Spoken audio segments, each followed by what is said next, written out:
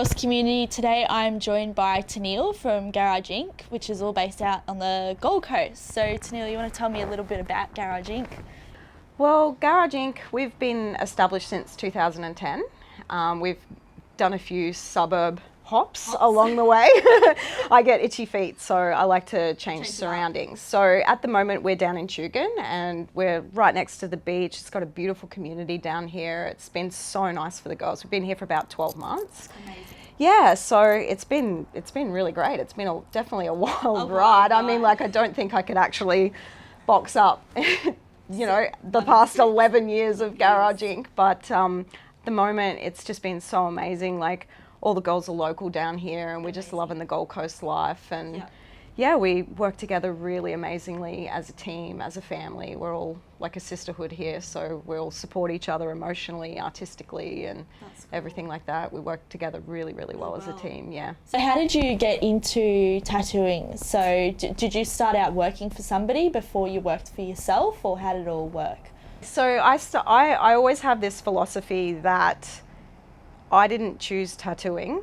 Tattooing chose me. I love that. Because it was by random chance. I've always drawn, I've always been artistic, and I love drawing like demons and fantasy and cartoons and all different types of references. And I was at school, so I would have been in year 11, I think, and one of my teachers randomly came up to me because he knew that I was an artist, because I was right into sport as well. So I played football and all that sort of stuff, and he was like, oh, there's this girl that's a grade older than you, and she's covered in tats, and she wins all these awards and stuff, and he's like, I'd like you to see them because I think you'd really like them, because it was similar to the type of art that I was drawing. And that lunch I met with her and she's seen my work and she's like, oh my God, you've got to meet my tattoo artist. And I'm like, okay, cool. So literally the next lunch we skipped the rest of school and I went and met her tattoo artist, and that's when I met Shane Little. And yeah, he became such an inspiration for me, because I feel like he was the first creative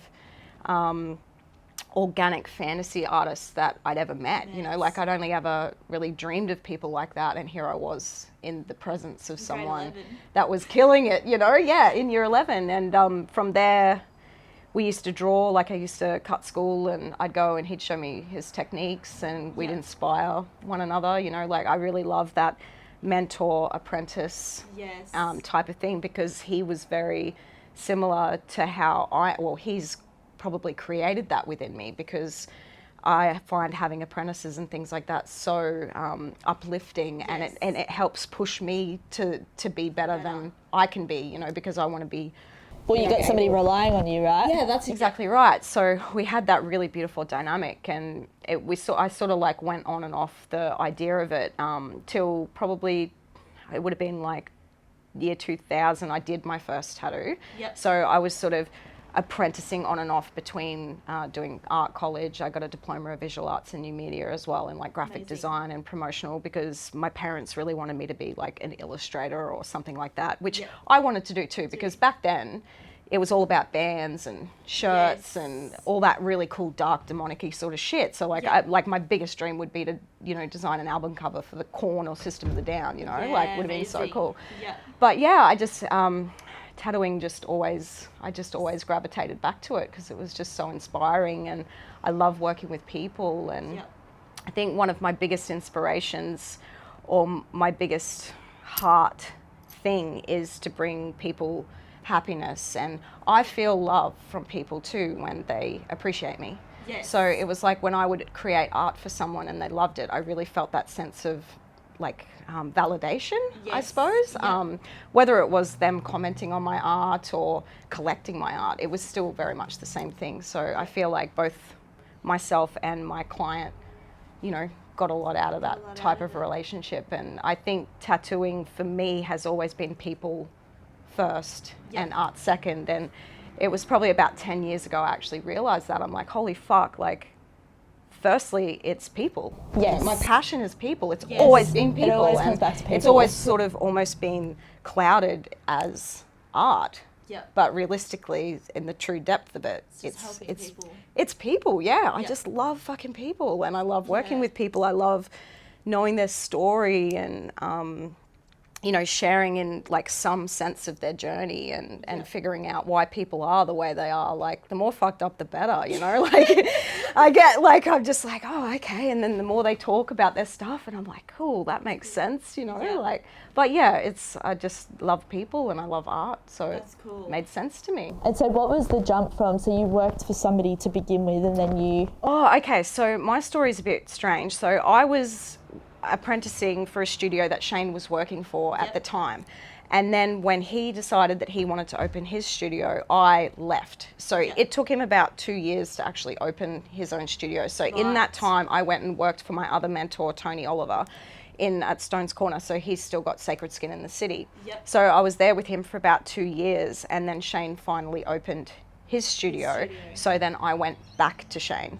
So I was always working with him, and honestly, I think I'd still be there if it wasn't for he ended up getting sick. So he was put into forced retirement, and that was in 2010. So that was when at that time he offered the studio to me, but I wasn't ready. I was like, there's no way I can deal with the commitment of all the overheads, running a business. I had just had a baby and all that sort of stuff at the time as well. And I just couldn't even think of that. But then after about 6 months of working in a different type of environment that he had created, because Shane had always created an environment that it was about the art and about the person. It wasn't about making a quick buck, getting the client in with an artist that wasn't suited just to fill the slot. So, like we'd have wait lists. And I mean, at that time I was booked for 12 months already. Wow. So because Shane and I used to go around to all the conventions and, we've won a lot of awards and all that sort of stuff. So we were very well known for our style and what we did. So we were both very booked, and I knew at that time that I would be able to do it if I needed to.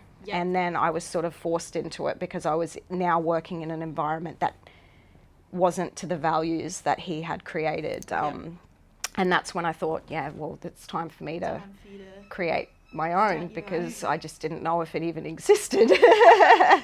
And but then it was difficult because, our industry back then was, you couldn't just open a studio. So tell me about that. What was some of the things, like some of the hoops you had to jump through to?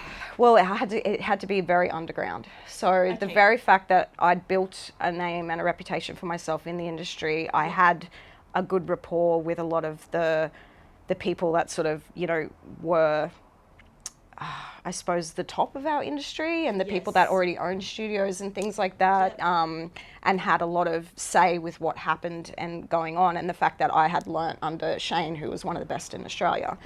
So, and knowing the situation that I was dealing with, it sort of made it a little bit easier. But then still in the same aspect, when I opened Garage Inc., we still had to have no shop front for 2 years. So we were literally a black hole in the wall. So where was that based? That was in Browns Plains. That was Browns Plains. So we sort of worked out of a little black hole in the wall and created our little area. But I mean, and when I started, it was just me, and I had one of my best friends from art college who I was going to get to move up, and she was my first apprentice. So, but I was still sort of there for a good 6 months on my own before I started getting artists and stuff there. But I mean, when I say on my own, I actually opened the studio with one of my neighbours who was one of my best friends. She still does my hair to this day.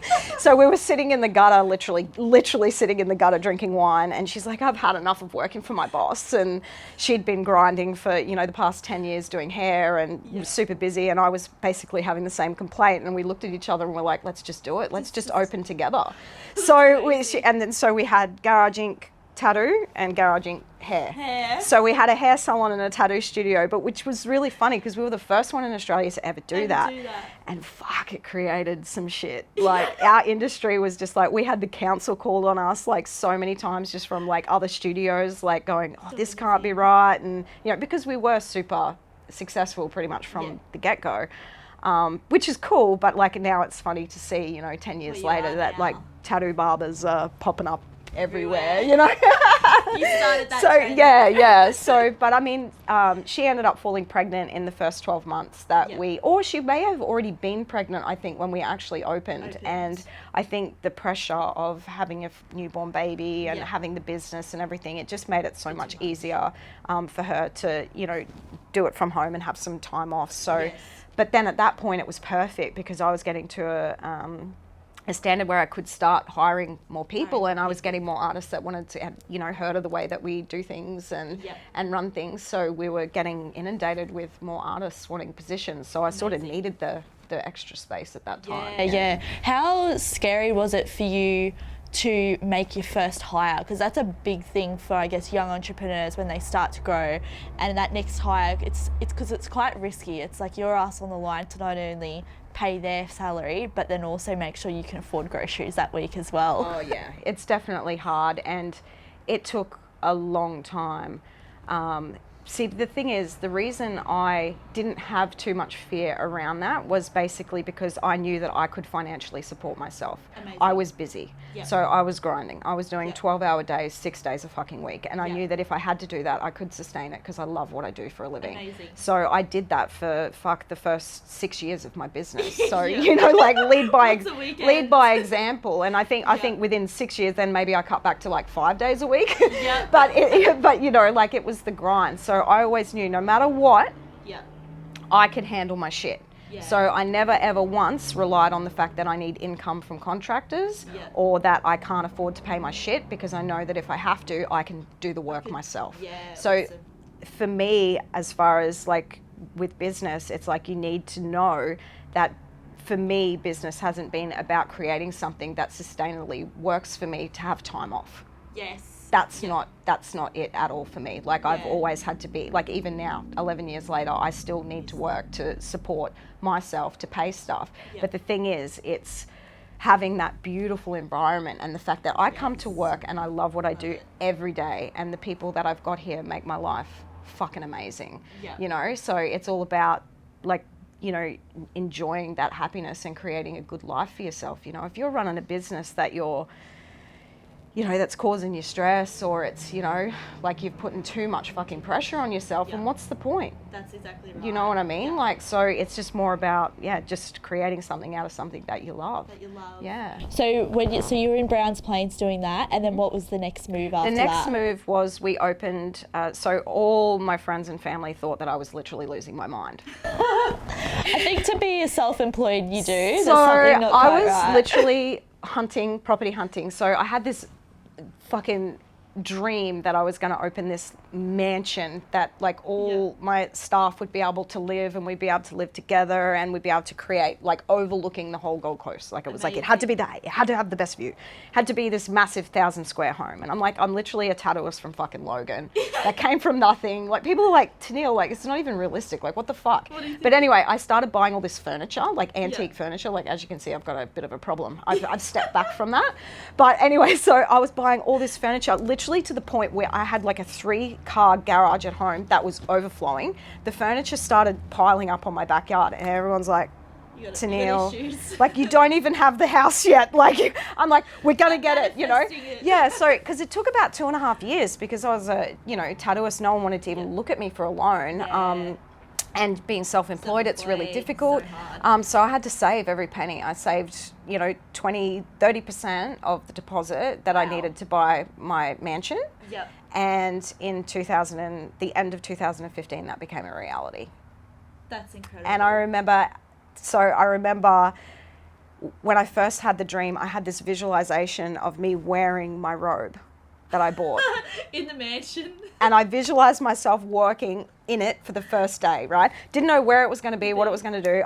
I put in, it probably would have been about 3 contracts, I think 3 or 4 contracts possibly on different places that fell through over that time. And I had my heart broken, and I like had my heart set on all these different things. But it really put into me that it instilled in me that it's, everything happens at the right time, and everything happens for a reason. And I know that's super cliche. But what that means to me is when things don't happen for me that I would expect them to, I know that whatever is coming forth is going to be exactly what I needed. And that's what happened to me with the manor. And I remember the first day that we got there, and my son, who was 7 at the time, he walked in and he was just like, "Oh my God, Mum." And I said, "What, darling?" He's like, "This is amazing." Oh. He said, "Is this why you've been working so hard?" Oh. And it was just like that validation, because he was like, "I'm so proud of you, Mum. This is so good." And it like literally fucking gave me heart flutters. I was going to say I would have cried. Oh, dude, like I've told that story a few times, and normally every time I get a bit choked, but I don't want my makeup to do. But it was such a good, you know, thing, and yeah, that was the step, and I just visualized this crazy fucking idea, and then it came to life. That's amazing. So how long were you there for? So we were there for 5 years. Yep. It would have been about 5 years, and then because most of the studios have overlapped, Yep. so we've done. Like we had garage, and then we were still there for like 12 months overlapping. So Yeah, eventually I moved the other artists to where we were. Yep. And then it's been the same thing, but we were actually, when we came down here, Yep. that which was in August last year, it was during that COVID period where we were sort of like shut down anyway. So it actually worked to our advantage, because we were able to sort of like start the process of moving everything down. But yeah. And so you've been here now just over 12 months? Yep, since August 17. How many girls have you got working for 12. you here? 12. Yes. So have you always had like only girls? Or No, you've no, had a mix? shit, no. We've had, well, not anymore, but we almost had as many fellas as we've had chicks. So it's awesome. never been, I never set out to be like, right, I've got a female environment and that's what I want to do. I'm by far a feminist. But it's just more the fact that I think you attract what you put out, Yes. you know? So Yes. I attract positive, hardworking girls, you know, and we all get, like, we're all so different. We have so many different personalities going on in this place. It's crazy. But that's why, like, I think, you know, having that understanding and that compassion for everyone's different journey is a beautiful side of it. And because we're all so different, it just works. It works. Yeah. So it's good. What were some of your challenges moving to this new location? So the challenges moving here would be probably more financial and the risk. So anytime, but it was the same thing when I opened the manor. So it was very, you know, you have to get things pushed through council. Like anyone with a business would know, things are difficult when it comes to setting those types of things up. Yes, so that takes time. and we had to financially outlay like a good amount of money to even just put in an application to be here. Wow. So, and then we were through the council for 7 months before we even had a yes. So we had sort of started the process and doing everything like that. And then, but I mean, honestly, like the challenges were just the risk. Yes. But the thing is, I'm the sort of person, and it was the same with the manor, or even when I first opened Garage Inc., like I've never not had something that I've had to push through in that element of fear. Yes. But the thing is, for me, which has always been the way that I've been, is the fact that I am more scared of not trying. Yes. Just I'm fucking failure. I can deal with. I can handle failure because rejection is just redirection. Exactly. I can't handle Being the stagnant. idea of missing out on something that I could have tried, or Yes. like, oh god, that could have been a good idea, but you know, I was too scared to try it. Do it. But that's not me. Yeah, rejection is just redirection, and I'm not afraid of failure. That's awesome. So what would you say over the last 10 years was the biggest mistake you ever made? Fuck, I've done. I've had a few. Are we talking? Probably. Fuck, this is pretty deep because it comes from. Deep stuff.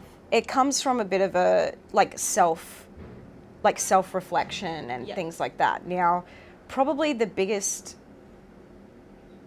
mistake, but I wouldn't say, because I don't regret anything that I've ever done. I've always learnt and I've grown, but there's one thing that I do wish that I would have known sooner.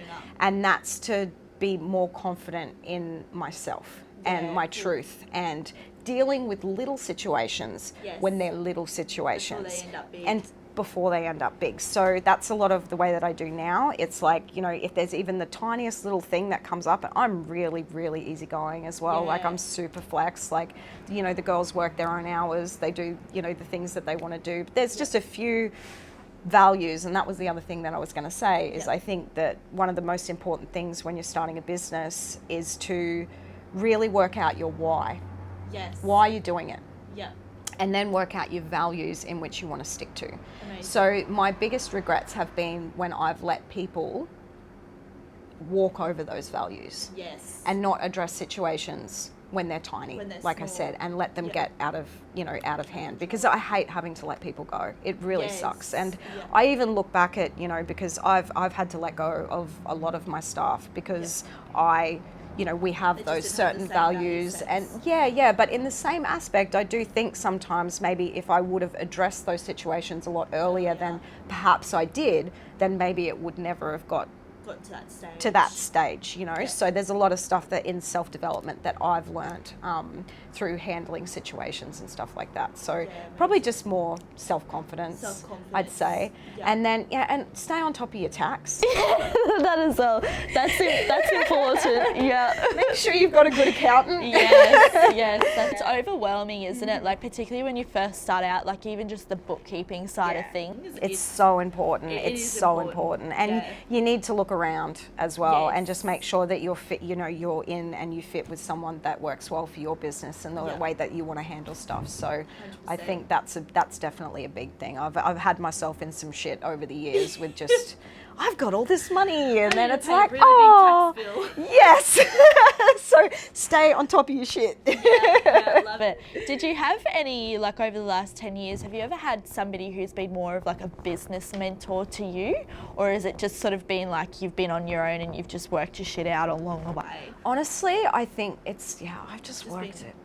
Yeah, I've just worked out my shit along the way. Because it is one thing, being a business owner, like, you do get a bit lonely, It's so lonely. you know, because you can't, like, unless you're talking to another person that owns a business, a lot of people just don't quite understand, you know, how difficult it is in micromanaging people and situations and finances and just making sure that everyone's getting along. Because I think the hardest thing of a business is your environment, you know, 100%. And it's the people that's in it. It only takes one person to you know, but the thing is, if you stay on top of that and you make sure that your values are very clear, like I said, and the moment that something like that happens and you address situations, it's much easier to be able to delegate and to be able to make out, you know, those sorts of things. And I mean, I can say that, you know, because we've had a lot of the girls that we've got here have been with us for over 7 years, some of them 10 years, you know, so we've got a long, loyal, like, you know, the girls that are here, and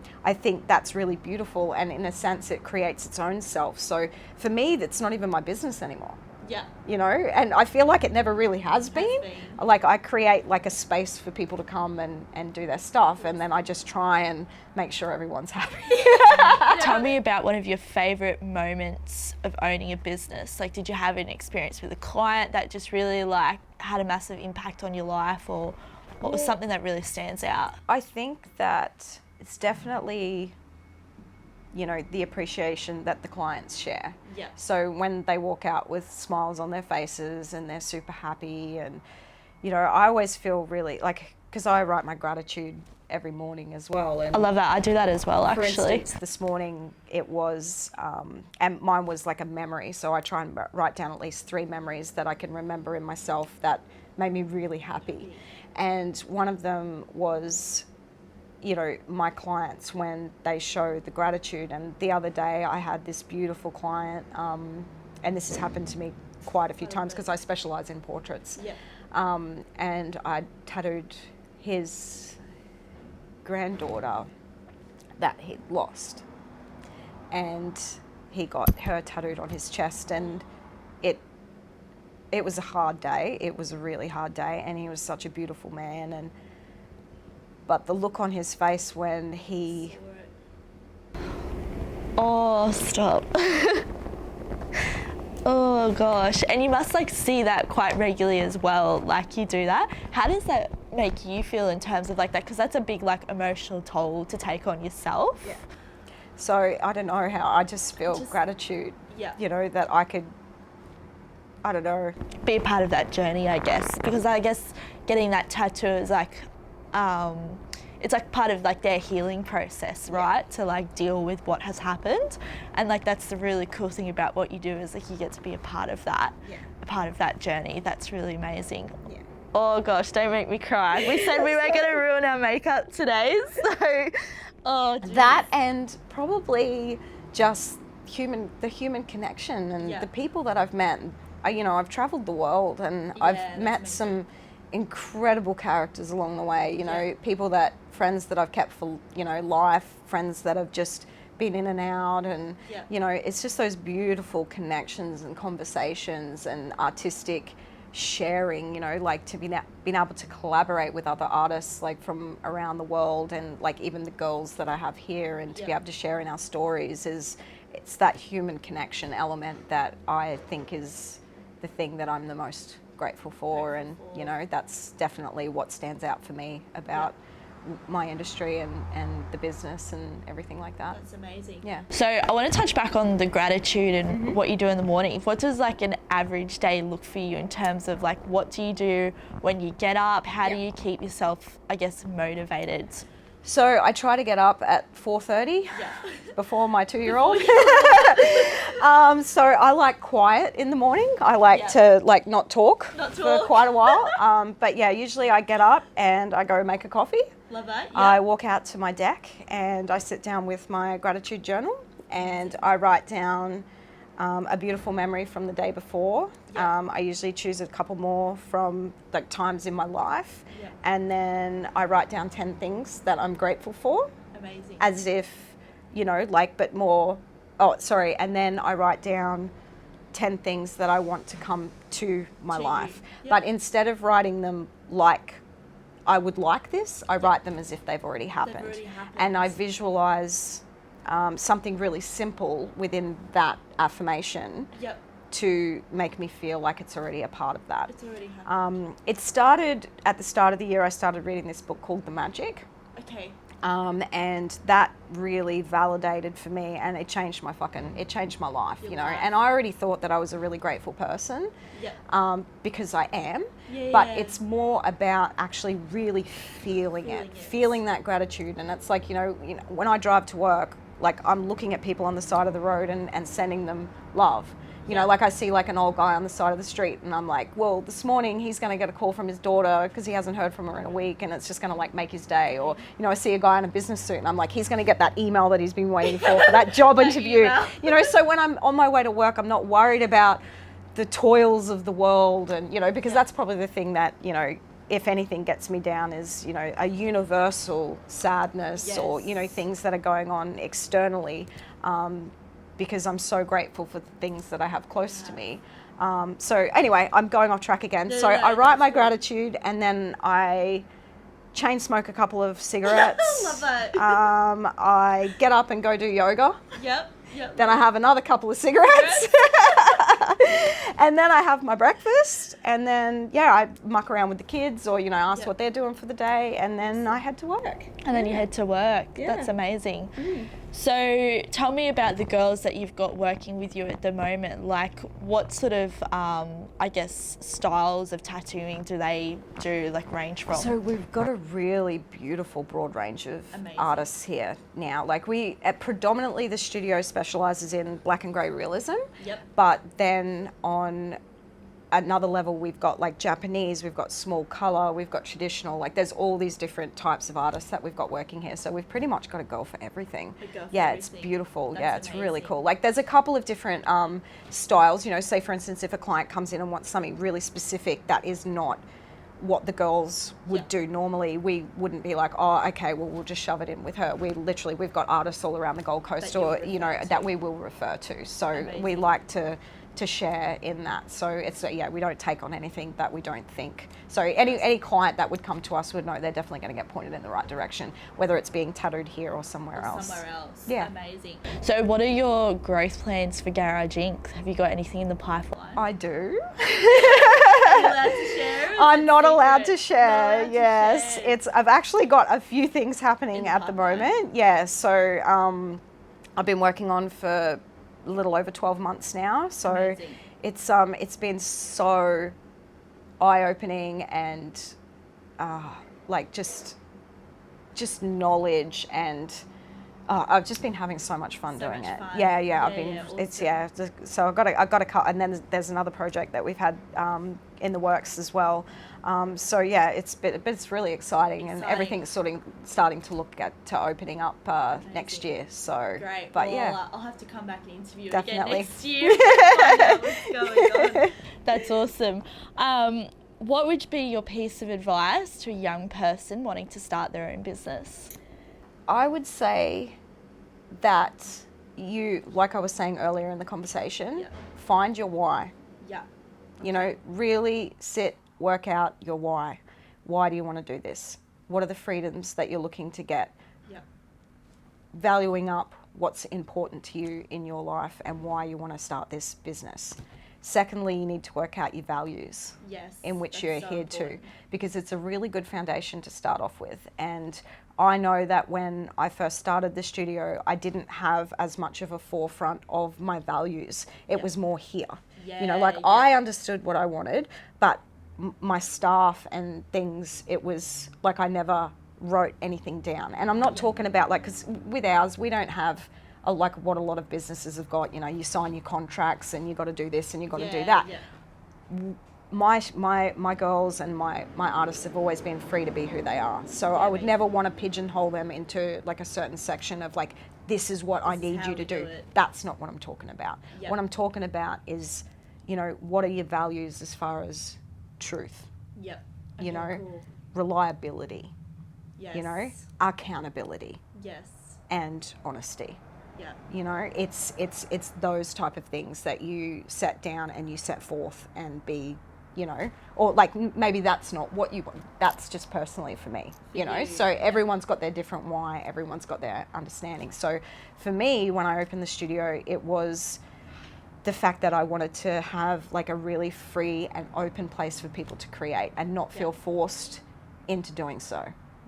You know, and that was why I wanted to do it, because that's how my mentor taught me that's how I wanted to do it. So for me, it was very vague and it was only a little thing, but it was a massive thing. Difference. And then from that, you know, I worked out the core values of, you know, where, but it's real. I think it would have been a lot easier for me at the start if I had have broken down those types of foundations first and not something that I implemented later down the track. So it's like now when I do take on new staff, you know, those values are written, you know, that why is written. So they're aware of what we're about here, you know, and the sort of things that we don't, you know, because, you know, for instance, like, I mean, just for one example, like reliability is huge, you know, which is very hard to find in our industry. So, you know, all the girls here, rain, hail or shine, pretty much, you know, we've had the most amount of sick days that we've ever fucking had because of COVID. Because, you know, you have to now.